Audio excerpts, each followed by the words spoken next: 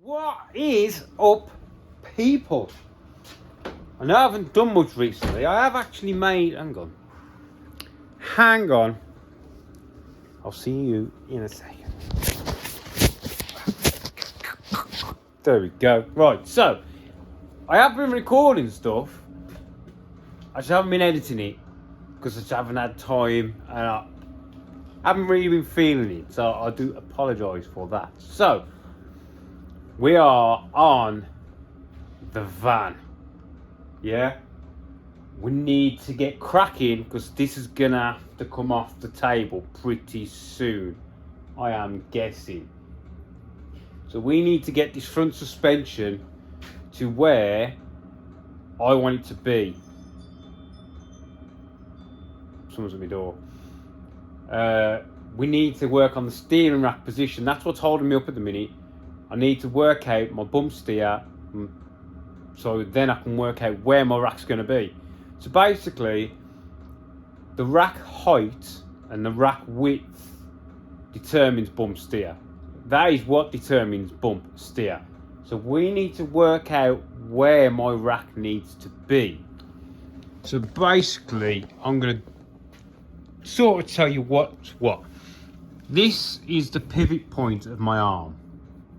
This is my steering arm. Now this and the rack have to sort of be in correlation with each other. So this knuckle here really needs to be around this area. And this arm you need to run at about the same angle as my top arm. Roughly, yeah? Because this bottom arm is pretty level, well it's on the down slope. So when that comes up, this ball joint it's got a bit of moving out to do, but not much, because as it comes up, it's going to go to center. But this one, as it's going up, it's going in, which is why normally you try and follow the top. So I need to know where I need to mount my rack, yeah? Because I haven't got much space, because I want to try and use these so I can get the wheel far in. I haven't got much height left for adjusters, because this is supposed to hang down with the rack low. We can't do that because of the diff, which is where we're at now. I need to make the diff brackets so I'll know that this isn't going to get in the way of the diff. Do you know what I mean? It's like one thing leads on to another thing, which leads on to another thing.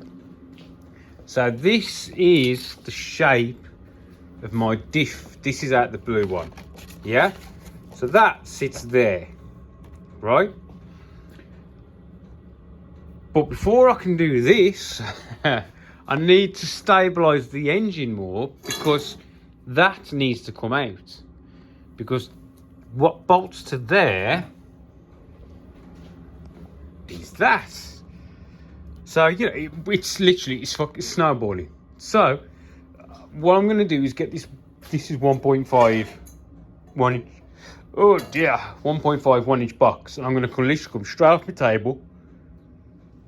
God, you're it out to there, straight down, tack tack, bolt through to there. Then the back, once that's tacked and bolted in, then I need to find some way of maybe helping hold the back, but the timber underneath and those legs should hold the engine there, because this doesn't really weigh anything. Then I can free that up. Then we can really get to making the diff. I need to work out how the frick I'm going to get this off, because I don't have a socket small enough to fit in there. So that's got to come off, and I need to put a sprocket on there. Then I can work out the offset of the diff to get the sprockets in line. So can you see what I mean? It's literally, oh, I've just got to fit a steering rack, but I've got to do this and I've got to do that. But before I can do that, I've got to do this and I've got to do that. But before I can even do that, I've got to do this and I've got to... And I'm like, why didn't I just keep it normal? Well, then where's the fun in that? Do you understand what I'm saying? So we're working on it. I've took a lot of the stuff off the engine now and I've stuck it on eBay. I'm very tempted. I'd like the RLM throttle bodies, but their injectors stick up quite high. I've noticed the top.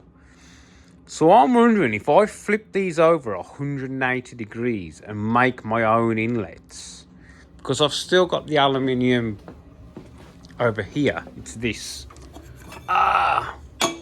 This is for the inlet that I designed years ago. I think if I got that in there, do you know what I mean? Straight into the head. Just to like, I don't know, about here. Flip the throttle bodies over so the injector is then shooting down into the bend. It might work. And because the throttle bodies are 1,850 quid from RLM. I already have all this. Do you know what I mean? And now I've got the big lathe. I can make all of this to fit. Send it down to my buddy. Get it all tigged up. Get it back. Because I've just been watching... does anybody else watch Adam LZ? He's just done a 4-rotor Supra. And they've just done some tests. From long inlets, short inlets, and the medium inlet produced the most amount of torque. Well, I've got no inlet. So I'm thinking if I could put a little bit more inlet post-injector, I may even gain a little bit more torque, which is where the engine suffers. So I'm going to chuck you on time lapse. I'm going to chop some box sections, stick some holes in it, bolt it to the front of the engine, tack it to the table, and then I'll pull you back. See you in a minute.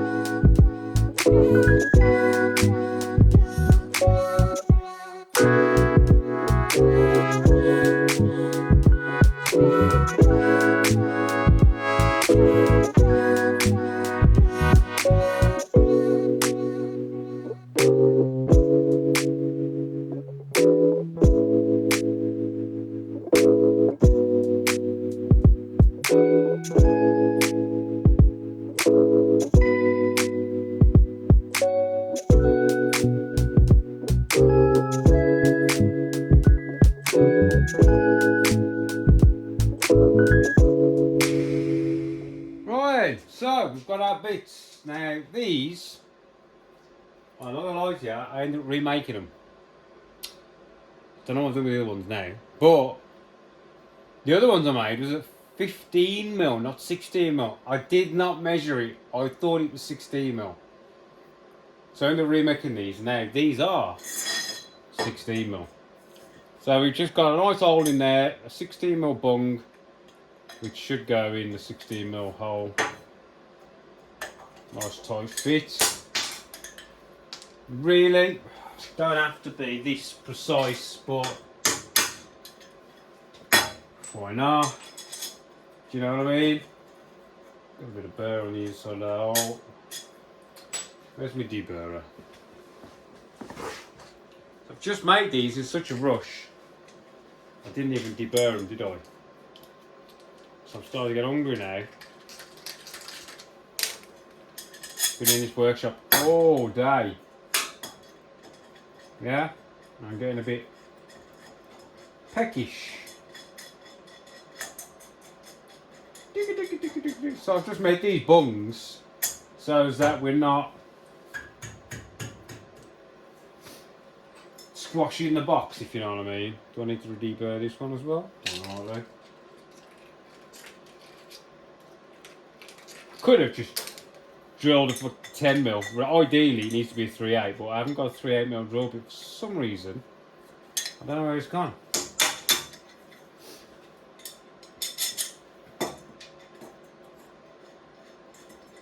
Ba ba baby, that song is in my head.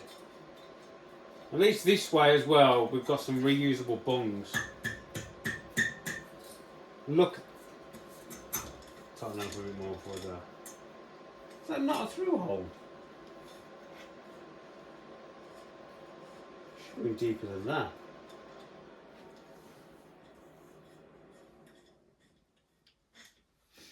I should definitely screw in deeper than that. And that one. Doesn't want any though.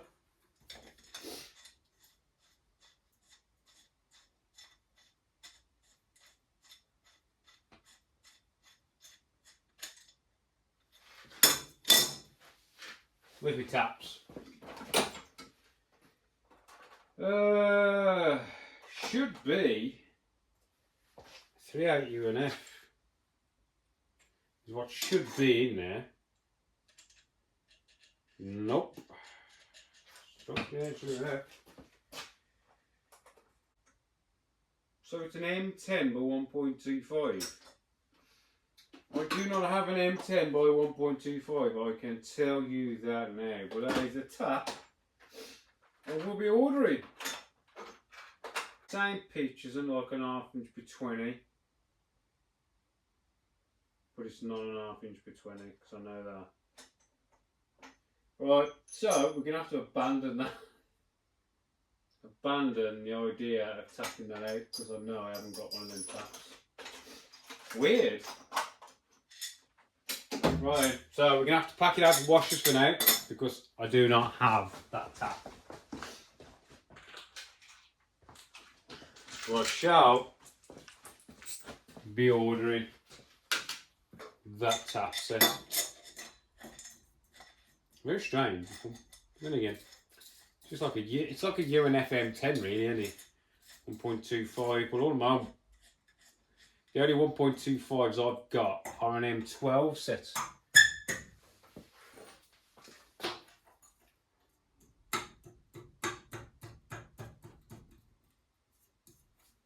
Okay.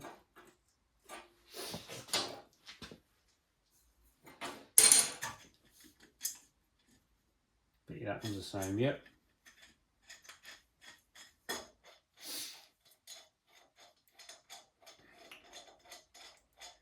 And what I'm going to do is just tack these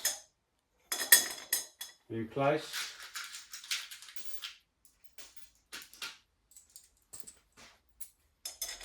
It's backwash.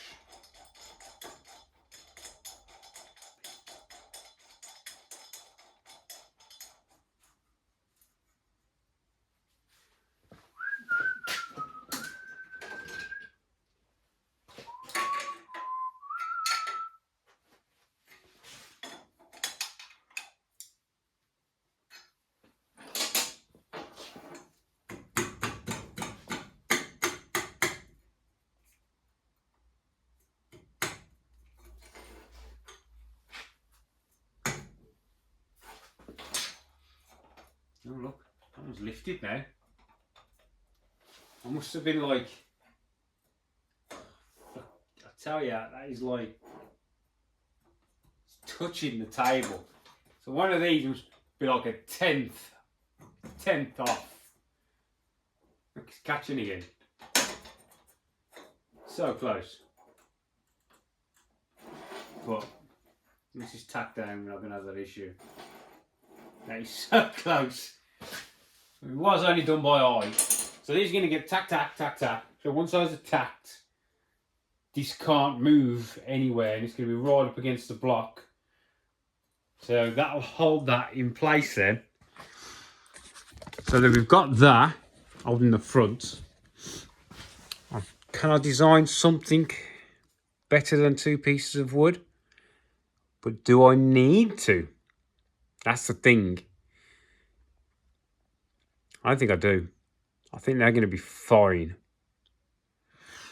You know what I mean? Otherwise, I've got to disturb this setup, which is holding me shocks. I think once those are tacked down, we'll try taking the back off and hope the engine's not going to do anything this way. It shouldn't do because it's going to be tacked. You get me? There we go. So far, first step is tack them down. Then we need to make this diff housing. Now, I'm tempted to make this stronger. This is all 3mm. Never had an issue. But I'm going to run in a bit more power. So I might make this base plate out of 4mm. Not sure. 3mm would be perfectly fine. So I might just do 3mm. It's 3mm. It's what it is. This is going to be part of the chassis. It's not going to be removable like this. I think these are going to be a bit longer. So it goes somewhere like that. Yeah? There. But I'm going to think, I wanted to try and incorporate it into this. Do you know what I mean? So that has to be like that. But then I also have to take into account the drive shaft angle. My drive shaft angle has always been shit. So I've got to get this as far forward as I can. And then work out how much longer I need to make it. We know this dimension because it's the same on the other car. Because I'll put this engine at the same height. So yeah. But anyway, we'll do that in the next video because this is dragged out. Oh, and this, by the way, passed it to MOT. A couple of things. It didn't have any advisories once I've done all the work. Back radius arms are only just in spec. They've got play in the bushes basically, and the tyres, but the tyres from 1995, 0295 on the tyres. So it's have a new set of tyres on it. I've got 2 brand new radius arms here, which are going on it. I've just had to order the new bungs, and then that car is done. Loads of little saff jobs on that. Right then, catch you in the next one because we've got to get this thing to a rolling situation. Or if I can't put the rack where I need it, we need to come up with a different situation. You get it. Right. See you next one.